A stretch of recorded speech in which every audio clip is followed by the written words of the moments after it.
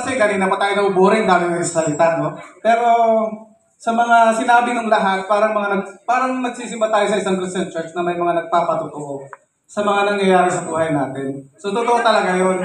Pero parang magiging senti yung lahat ng nagsasalita dito sa harap natin. So, gusto ko sana talaga masaya. Kaya, pinatawag ko kayong lahat para magkaroon tayo ng reunion, magkasama-sama. Kasi ilang taon din, siguro parang 2 years ulit nung last na ginawa natin to. Yes. Kasi wala ako, malis ako. So ngayon, aalis ulit ako, lilipad ako. Kasi may pakpak na ako eh. Lilipad ako papuntang US sa 26 ulit. So before man lang ako malis, makita ko kayo ulit. Lalo yung mga nanggagaling sa malayo, may galing pa sa airport, sa Manila. Sila Ate Maria talagang nakaka-touch kasi talagang kita-kita nila yung pagpapahalaga nila sa atin. Yeah. Thank you Ate, talagang galing ka pa sa airport na nagpunta rito. Talagang ang lakas-lakas ko sa inyo sa lahat. Yes! At marami din mga, alam mo na, medyo nagiging, sa buhay kasi ng tao, hindi laging perfect, no? Hindi laging perfect yung samahan. Yes. So, merong hindi nagkakaunawaan, nagkakatampuhan, pero talagang normal lang naman talaga kahit ang pamilya, di ba? Sa loob ng tahanan. Meron. Boss Biloy! Pero kahit gano'n ang nangyari, isang sabi ko lang,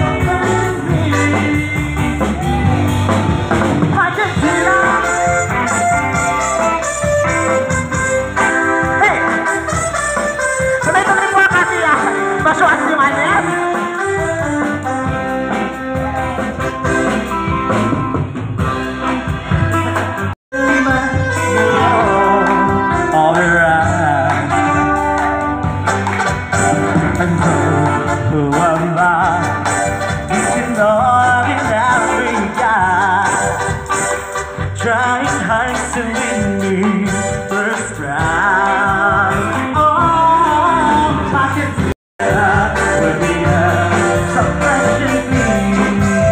Oh, I can feel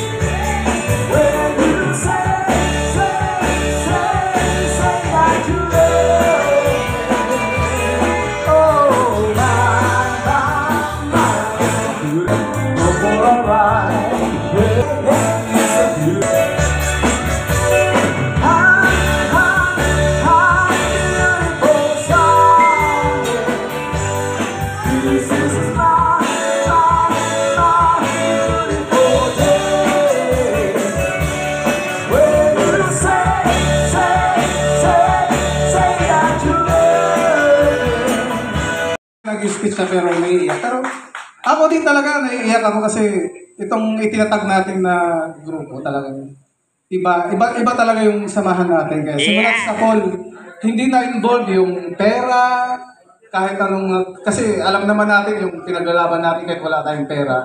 Ang mahalaga isa yung nasa puso natin, yun yung importante. Yeah. Kaya sa mga bagong member ng Great Leaders, gusto kong i-consider din niyo yung mga sarili niyo na gano'n. Yes. Ibig sabihin, nandito kayo, great leaders na rin kayo. Hindi lang